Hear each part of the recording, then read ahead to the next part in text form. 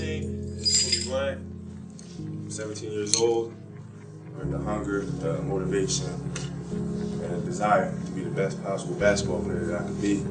With the 13th pick in the 1996 NBA Draft, the Charlotte Hornets select Kobe Bryant from Lower Merion High School in Pennsylvania.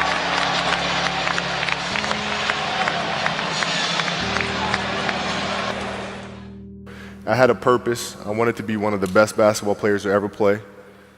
And anything else that was outside of that lane, I didn't have time for. I made that deal with myself at 13 years old. So everything I saw, whether it was TV shows, whether it was books I read, people I talked to, everything was done to try to learn how to become a better basketball player. Everything. And so when you have that point of view, then literally the world becomes your library to help you to become better at your craft. So at 13 years old, I had a I had a kill list.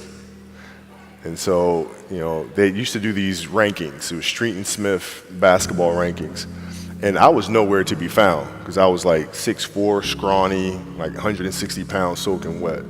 So I was like 57 on the list. And so I will look at 56, 55, all the way up to number 1, who these players are, what club teams they played for. So when we go on an AAU travel circuit, I got to hunt them down, right? And so that became my mission in high school, is to check off every other person, all those 56 other names, hunt them down and knock them down. You know, you got to look at the reality of the situation. You know, like for me, it's not, you know, you kind of got to get over yourself.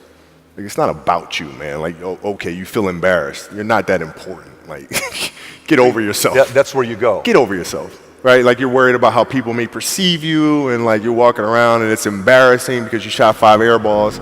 Get over yourself, right? And then after that, it's okay, well, why did those air balls happen?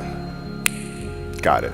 High school, year before, we played 35 games, max, right? Week in between, spaced out. Plenty of time to rest. In the NBA, it's back to back to back to back to back to back to back. I didn't have the legs. So you look at the shot, every shot was online. Every shot was online, but every shot was short. Right? I got to get stronger. I got to train differently. The weight training program that I'm doing, I got to tailor it for an 82-game season so that when the playoffs come around, my legs are stronger and that ball gets there. So I look at it with rationale. And say, okay, well, the reason why I shot air balls is because my legs aren't there. I go, well, next year they'll be there. That was it. Done. So many guys tell stories about your work ethic. Yeah. What was really your work ethic like, and for how long did you stay disciplined?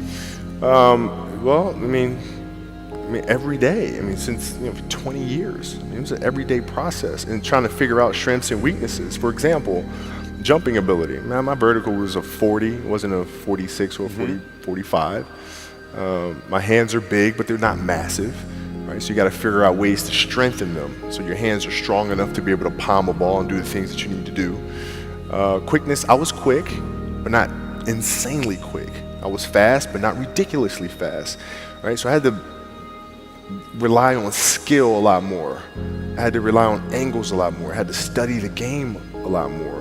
And but I enjoyed it though. So like from the time I can remember when I started watching the game, I studied the game, and it just never changed. Technical question here. Let's see how you can answer this. Who would Shaq be if he had your work ethic? He'd be the greatest of all time. If Shaq had your work ethic, he'd be the greatest of all time. Greatest of all time by a mile. Sure. He'd be the first to tell you that, for sure. I mean, this guy was a force like I have never seen. I mean, it was crazy. You know, a guy at that size, generally guys at that size are a little timid and they don't want to be tall. They don't want to be big. Man, this dude he did not care. He was mean. He was nasty. He was competitive. He was vindictive. I mean, I wish he was in the gym. I would have had fucking 12 rings. What is the conversational life like with your wife and kids to say, listen, this is what I'm doing? How did that conversation go? Well, with the kids, it's different. So like the communication with our children is that Pops is working hard. This is the level of attention to detail you need to have in everything you do. So it's setting the example. Same thing with my wife. My wife's a stay-at-home wife. It's the hardest job, man. Right? So she works really hard at that. I mean, it's, and so her attention to detail with that as well are examples for our children. And then for my wife, it's, she's as competitive as I am. So she's just like, listen, man, if you're going to be out here training 8 hours a day, if you're going to spend 9 months out of the year away from your family, you better fucking win the championship. But it's a balancing act. And that's the thing that's important, is understanding that we have to have so much energy. Because for like Natalia and Gianna when they were babies, especially Natalia because they're doing prime years, and I go to practice and I'd train and I'd play the game and I'd come home and I'd be sore and I'd be tired. And she wants to go swimming, she wants me to take her to the park, she wants to just jump on my back or whatever the case may be. You can't say, I'm too tired, I'm going to lay down. That's not fair. She don't know what the hell's going on, right? And if this was a game, you'd suck it up and play. I play games with the flu. I play games with 102-degree fever, man. Powerful. You can't do that. That is so powerful. Right? Man. You got to be on, man. No sleep. Is there a story where it's like, no one knows about, where you went and played a game and it was so insane for whatever reasons? No sleep. You played a game with zero sleep. Zero sleep. Zero sleep. It's like, kids, Natalia had a certain, health situation or what have you, and you're staying up all night, and then you got to go out and perform because fans don't know, teammates don't know, nor do they care, nor should they, that you've been up all night. You got to perform, right? And so you just got to go to work, man. You got a lot of people paying their hard-earned money to come watch you perform. It's your job to be in shape. It's your job to be strong enough to perform at that level every single night. And as a competitor, I'm not ducking shit. Like, it's not, oh my God, my back hurts, I'm sore, we got to play Vince Carter and Toronto Raptors tonight. We actually had this happen. We had a game against Toronto in 2000, and Vince was tearing the league up. My back was jacked. But like the perception of that, like, what?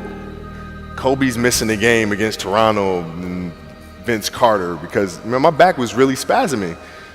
But people will be like, what? Oh, he's ducking Vince. Excuse me? No, I don't think so. So I would be in the layup line like, okay, there's a lot of days where you can rest and recover. Today ain't one of them. Your back can bother you any other day. That shit ain't bothering me today. Wow. He gonna have to see me today. Yeah. Amen. Yeah. You're playing against the Golden State Warriors. Score is 107-109. You guys are close to getting into the playoffs. You know exactly what happens in the game. You go up, you're about to take your shot, and then all of a sudden, boom, Achilles happens, right? He went and hit the free throws, and then you walked off the stage, and then you got the surgery done. How the hell do you tolerate that kind of pain? I use this. I tell this example, and I think this is the best way to explain it. You have a hamstring injury, you pull your hamstring really, really badly. You can barely walk, right? Let alone play anything. Soccer, basketball, volleyball, whatever it is. Can't do anything. Doctor tells you go home, sit up on the couch, rest your hammy, right? Stay off of it, don't get up, no sudden movements. You're at home, all of a sudden a fire breaks out in the home, right? Your kids are upstairs, wife is wherever she may be, shit's going down, right? I'm willing to bet that you're gonna forget about your hamstring, you're gonna sprint upstairs, you're gonna grab your kids, make sure your wife's good, you're getting out of that house, right? Hamstring be damned. You're not gonna feel your hamstring, right?